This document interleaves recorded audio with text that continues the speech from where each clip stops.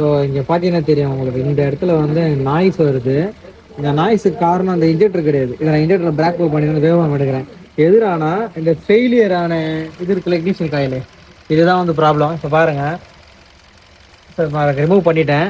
இப்போ வந்து பாருங்களேன் அந்த வேவ் ஃபார்மு, அந்த ஃபெயிலியரான இன்ஜெக்டர், அதாவது இக்னிஷன் காயில் வந்து பார்த்தீங்கன்னா இன்ஜெக்டரை வந்து பார்த்தீங்கன்னா தப்பு தப்பாக வேலை செய்ய வைக்கும்.